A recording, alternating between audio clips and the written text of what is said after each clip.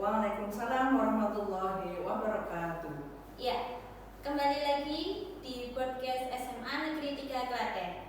Hari ini saya perkenalkan Retno Sarjiati Sarjana Pendidikan. Saya di SMA Negeri 3 Klaten mengampu bimbingan dan konseling. Hari ini kami SMA Negeri 3 Klaten mau mengasuh kauruh kalian bintang tamu kami hari ini tentang sehubungan dengan peran ibu dalam membentuk karakter anak. Di sini saya perkenalkan terlebih dahulu ada senior saya kebetulan ini, ada Bu Umi Mainatun Sarjana Pendidikan. Beliau di SMA Negeri 3 Klaten sudah jadi guru nih. Beliaunya sudah 16 tahun lebih ya Ibu ya. Alhamdulillah. Beliaunya di SMA Negeri 3 Klaten mengampu bahasa Jawa. Selamat pagi Bu Umi Mai. Selamat pagi Mbak Retno yang cantik. Terima kasih sekali. Ibu juga cantik. Alhamdulillah. Kita sama-sama cantik ya Bu. Iya, wanita kan Mbak. Oh baik. Nah ini kita ngobrol tentang anak, tentang kita seorang wanita ya Ibu. Iya. Jadi gini Bu, pagi ini kita akan membahas peran ibu dalam membentuk karakter anak. Parenting nih kita. Setahu saya, ibu ini kan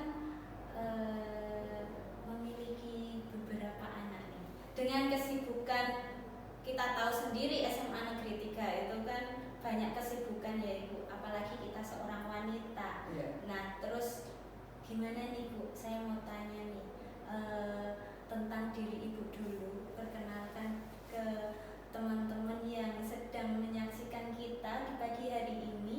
Silakan Ibu cerita nih tentang diri Ibu seperti itu. Oke. Terima kasih atas waktu yang diberi kepada saya. Ya. Sebelumnya Assalamualaikum warahmatullahi wabarakatuh. Perkenalkan, nama saya Umi Mainatun. Alhamdulillah saya bekerja di SMA Negeri 3 Klaten mulai tahun 2013. Tetapi sebelum di SMA Negeri 3 Klaten, kebetulan saya sudah mengajar di SMA Negeri 1 Bandungan di Magelang sana, Mbak. Oh gitu. Ya, karena saya di sana dimulai dari tahun 2006, lalu pada tahun 2013 alhamdulillah pengajuan tesis saya dikabulkan dan alhamdulillah sejak saat itu saya bergabung ke SMA Negeri 3 Klaten. Sebelum saya bercerita tentang apa yang tadi ditanyakan oleh Mbak Retno, perkenalkan saya di sini seorang ibu rumah tangga dengan alhamdulillah dikaruniai 5 orang anak. Keren. 5 Ibu? 5, ya Mbak. Anak yang pertama alhamdulillah sudah lulus UNS, tapi saat ini belum bekerja, masih berjuang. Untuk yang kedua alhamdulillah dulu masuk ke SETAN dan alhamdulillah sudah bekerja di perpajakan Mbak. Yang kedua dengan cowok. Yang pertama cowok, yang kedua cowok, terus yang 1 dan 2 sudah nikah dan alhamdulillah sudah dikaruniai 1 anak. Jadi cucu saya 2. Ternyata sudah nenek, nggak kelihatan ya. Sudah jadi nenek. Terus yang 3 kemarin tahun 2022 alhamdulillah sudah lulus dari UPN dan alhamdulillah cuma nganggur di rumah itu sekitar 3 bulanan. Terus ada pendaftaran dari Kementerian Perdagangan dan alhamdulillah kemarin lolos dan sekarang ditempatkan di Surabaya. Itu yang ketiga. Iya. Terus anak saya yang keempat sekarang sedang belajar cewek. Yang ketiga 4 cewek, alhamdulillah. Yang keempat ini sedang belajar di Bandung, Mbak. Alhamdulillah ambil jurusan Ilmu Teknik Informatika di ITB. Ini sudah semester 3, alhamdulillah. Untuk anak saya yang paling terakhir ini anak saya yang nomor 5 kebetulan cewek Mbak. Ini cowok maaf. Cowok. Ya. Nomor 5 cowok. Itu alhamdulillah sekarang duduk di bangku kelas 3 SMA dan masih remaja. Berarti tepat ya kita cari narasumber yang tepat. Alhamdulillah. Demikian perkenalan saya. Selain saya menjadi seorang guru dan seorang ibu rumah tangga, kebetulan saya juga mengemban tugas sebagai istri perangkat desa Mbak di Desa Demak Ijo. Saya sebagai istri dari sekretaris desa. Bu Care, Mbak. Kita manggilnya Bu Care aja nih guys. Iya, boleh Ibu, boleh Bu Care, boleh Bu Guru juga boleh, Ibu Main juga boleh, gitu Mbak. Biasanya sih kita manggilnya Bu Cantik, kita saling Terima sama kasih. gitu ya. Oh berarti Ibu Umi Mainatum itu putranya 5. Alhamdulillah semua sukses. Saya kira sudah sukses ini. Amin. Semua sudah trap di mana. Ya berarti Bu Umi maaf nih sebelumnya.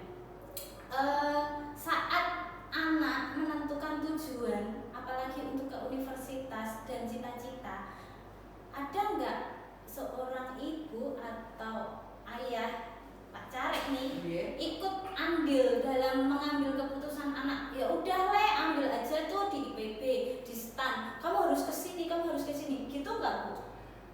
Sepanjang yang saya alami kemarin itu anak saya kan ada 5 Mbak. Mereka mengambil jurusan apa atau kuliah di jurusan apa itu saya persilahkan sesuai dengan kemampuannya. Saya serahkan sesuai dengan bakat dan minatnya. Kebetulan yang pertama itu kan jurusan olahraga, kebetulan dia kan senang bal-balan Mbak, itu senang sepak bola. Ya kemarin juga saya persilahkan kalau ngambil olahraga ya, alhamdulillah juga di jurusan olahraga. Untuk yang lainnya juga seperti itu. Biasanya kan sebelum masuk ke jurusan yang diinginkan di sekolah itu ada kayak bimbingan dari universitas atau dari bimbingan belajar. Selain dari guru BK juga Mbak, mereka juga diarahkan sebetulnya bakat minat apa yang mereka kuasai atau bakat apa yang mereka miliki, sehingga insya Allah nanti dengan bimbingan dari Bapak Ibu guru, terus dari universitas-universitas yang datang ke SMA itu akan bisa lebih menggali kemampuan dan bakat minat anak-anak tersebut. Berarti saya simpulkan nggak ada paksaan ya dari orang tua ya? Iya, nggak ada. Cuma kita mengarahkan saja, seandainya anak saya mau milih jurusan ini gimana dan gimana, saya kembalikan kepada mereka karena mereka juga yang akan menjalani ya. Tersebut. Iya betul. Terus ini Bu, saya mau tanya nih, kita kan perempuan nih.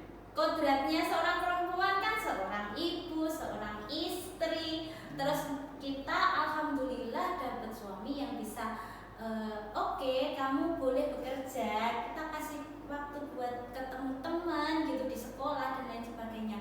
Nah, saya mau tanya nih sama ibu, apalagi ibu tuh udah Bu Care, terus anaknya 5, insya Allah sukses semua.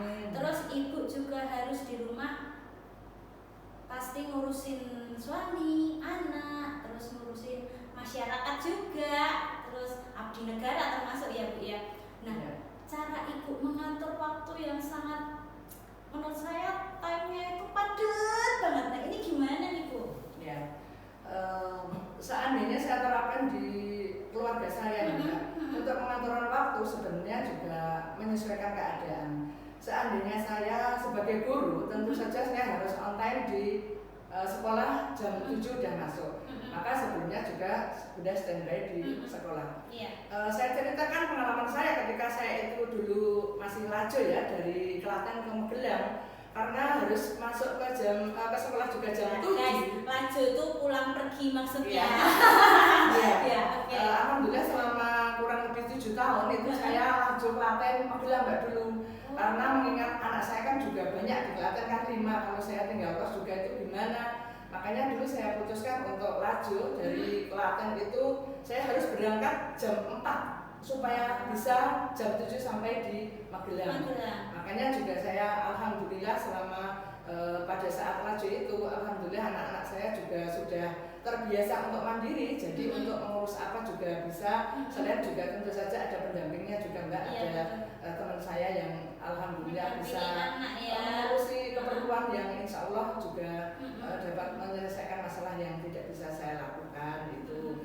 Terus alhamdulillah untuk kegiatan di balai desa misalnya, sebagai seorang perangkat desa tentu saja saya juga harus menyesuaikan dengan kegiatan di balai desa. Karena seandainya ada suatu perkumpulan atau suatu kegiatan, bagaimana caranya saya juga bisa aktif di situ tanpa meninggalkan tugas yang lain. Misalnya ada pertemuan di jam 2 atau jam 3 misalnya seperti itu, saya minta izin izin ke Bapak Kepala Sekolah atau mungkin saya juga memberikan tugas pada siswa supaya saya juga tidak meninggalkan tugas saya di sekolah seperti itu. Berarti pesannya tetap kita harus izin nih ya sama atasan kita ya, nggak boleh loh keluar masuk seenaknya. Betul. Oke. Terus Bu, saya mau tanya, tadi kan saya sudah mendengar putranya itu 5. Insya Allah sukses semua. Amin. Ibu, ini kan termasuk parenting nih kan anak. Ibu belajar parenting itu dari siapa? Apakah otodidak atau maaf nih dari mertua, orang tua sendiri, atau memang baca-baca buku atau mengikuti seminar-seminar parenting anak gitu Bu? Dalam mendidik anak, alhamdulillah di keluarga kami, keluarga saya juga keluarga suami, ini termasuk keluarga besar Mbak. Kalau kami biasanya kan keluarga berencana, tapi alhamdulillah kami keluarga besar dan insya Allah dengan keluarga besar tersebut insya Allah bisa mengarahkan atau memberikan sesuatu yang kira-kira bisa berguna untuk masa depannya. Itu seperti itu. Saya belajar dari pengalaman orang tua saya juga, kebetulan saudara saya 6 dan suami juga 6. Ini Bu ya. Seperti itu. Bagaimana saya caranya untuk belajar melihat kebiasaan yang dilakukan oleh orang tua saya, terutama ayah dan ibu saya, juga ayah ibu mertua saya, bagaimana mereka bisa membimbing putra-putrinya menuju ke suksesan, insya Allah seperti itu Mbak. Pada saat itu mungkin diawali dari keluarga ya. Pendidikan itu sebenarnya berawal dari keluarga. Seandainya kita bisa mengarahkan anak-anak di dalam keluarga itu untuk melakukan suatu seperti tanggung jawab atau kewajibannya, insya Allah nanti kewajiban lain insya Allah juga akan bisa dilakukan dengan tips misalnya terutama saat ini ya, misalnya dalam keluarga saya contohkan saja untuk kewajiban karena saya muslim ya, saya muslim itu kan mungkin kewajiban tentang sholat, itu anak-anak kan tentu saja dengan kondisi seperti sekarang ini kadang-kadang juga mungkin agak teledor, tapi kita sebagai seorang tua atau sebagai ibu terutama ini Mbak harus tidak boleh bosan-bosannya untuk memberikan nasihat atau mengingatkan. Selain mengingatkan juga tentu saja kita memberi contoh Mbak, jadi tidak mengingatkan saja, tapi bagaimana kita bisa melakukan suatu kegiatan itu dengan istilahnya memberi contoh. Jadi anak-anak saya itu atau anak-anak kita terutama seandainya kita lupa memberi atau menasihati atau mengingatkan, mungkin udah lihat ibu jam segini sholat, ibu harus jam segini harus ngapain dan sebagainya. Mungkin seperti itu Mbak. Jadi kita berikan contoh. Modelingnya adalah keluarga dan orang tua.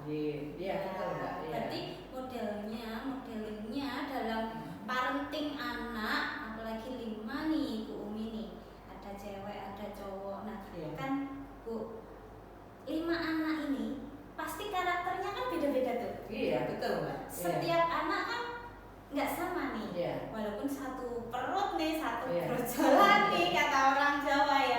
Tapi pasti sifat dan sikap mungkin dengan perlakuan orang tua dengan satu dan lain anak itu pasti berbeda. Betul. Nah, Ibu bagaimana nih cara mengantisipasi anak yang maaf nih kalau nomor 1 tuh orangnya pendiam Mbak, yang kedua tuh agak cerewet, yang ketiga malesan, terus yang keempat harus diopyak-opyak seiki ayo sholat gitu. Nah Ibu itu mengarahkan anak dengan sifat dan sikap yang berbeda itu bagaimana?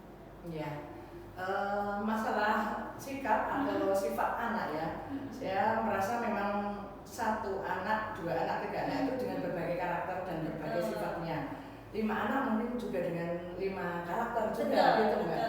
Jadi kita harus bisa mengetahui kalau seandainya anak saya yang baru itu misalnya segi makanan lah misalnya, segi makanan, anakku suka ini, senengnya misalnya telur dan sebagainya, yang kedua senengnya ini, ya sebisa mungkin kalau kita sebagai orang tua itu juga harus bisa menyesuaikan. Paling enggak kita harus tahu dan kita harus memahami bagaimana yang dimaui anak itu dari segi makanan misalnya. Terus dari segi kebiasaan atau dari segi sifat yang lain misalnya. Kalau anak itu yang satu kok harus dioyak-oyak, yang satu sudah tidak usah dioyak-oyak, sudah nurut, itu kan juga perlu kita perlakukan beda juga. Jadi kita pokoknya tidak bosan-bosan untuk mengingatkan bagi anak-anak kita yang dalam tanda petik itu masih perlu harus kita bimbing seperti itu. Terus misalnya juga pada saat ini kan anak-anak itu juga perlu pendampingan, Mbak. Sebenarnya kalau anak-anak itu tidak kita dampingi kadang ya gimana gitu kan, yang penting kita ingatkan terus bagaimana tanggung jawab kalian, harus kita ingatkan terus supaya mereka juga selalu dalam rel yang sudah kita tetapkan itu, Mbak. Iya. Terus pengalamannya Bu Umi nih selama membesarkan 5 anak, pernah nggak secara tidak langsung terkadang kan ada namanya bullying yang verbal, kata-kata ibu terkadang tuh, loh bodoh kakakmu itu loh, kamu harus kayak gitu tuh, kamu harus loh kakakmu bisa kayak gini, kamu bisa nggak kayak gini, pernah nggak terucap kayak gitu? Terus gimana kalau belum pernah, gimana caranya biar ucapan ibu tuh yang lembut, biar tidak membeda-bedakan, termasuk bullying ya Bu ya kalau kayak gitu, walaupun dengan orang tua pun juga bisa seperti itu. Nah, Ibu cara mengantisipasinya kata-kata kayak gitu tuh gimana? Iya. Masalah bullying atau yang tadi diutarakan Mbak Retno, mungkin di dalam kehidupan kami di keluarga, saya rasa juga saya tidak terlalu melakukan seperti itu, Mbak. Cuman saya kan sebagai ibu juga dalam mengingatkan atau menasihati, ayo misalnya kita harus sholat atau gimana, atau harus melakukan atau mengerjakan tugas yang mana, tidak perlu harus membanding-bandingkan, yang penting kita ayo selesaikan tugas kalian, ayo selesaikan tugasmu. Kalau nanti kamu sudah menyelesaikan tugas, kamu bisa melakukan kegiatan yang lain yang kira-kira menurut kalian juga harus bermanfaat. Seperti itu, Mbak. Berarti kembali lagi ke tanggung jawab masing-masing. Setiap anak beda-beda ya Ibu ya. Oke, Bu, ini terus ada nggak tips-tips buat kita nih yang muda-muda nih? Ibu juga muda sih, tapi kayaknya kita harus yang suka huruf banyak nih sama Bu Umi. Gimana sih caranya agar anak itu tips buat kita lah seorang orang tua yang harus bekerja. Ada juga yang single mom, ya kan?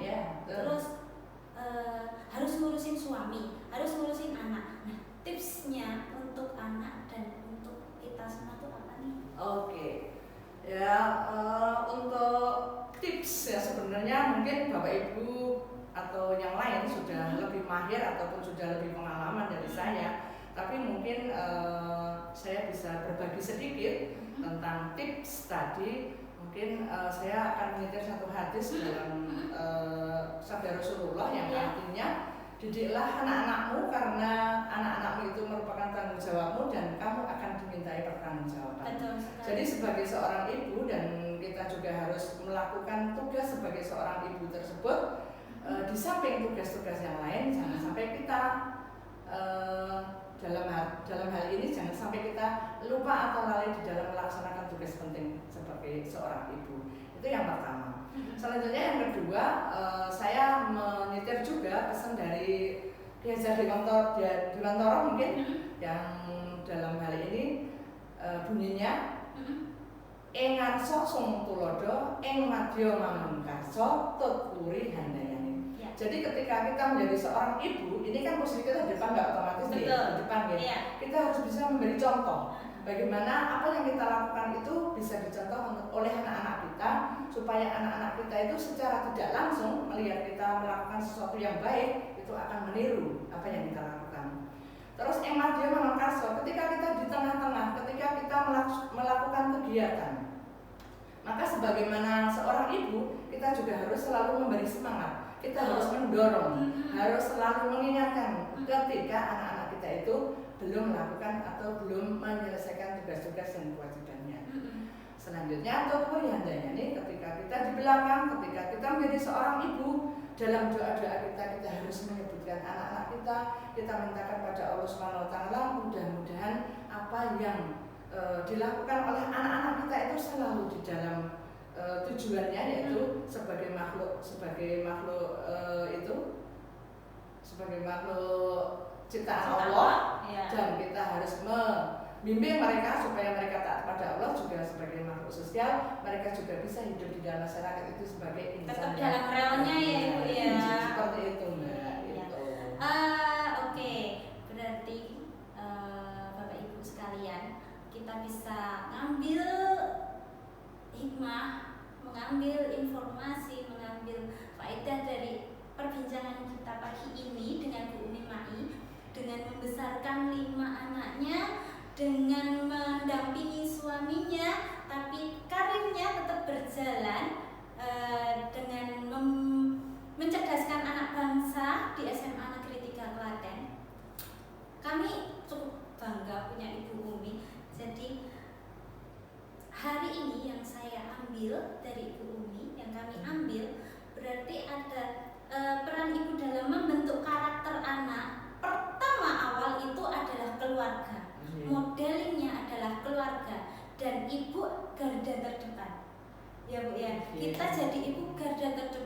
harus bisa jadi apapun superhero-nya anak itu adalah ibu.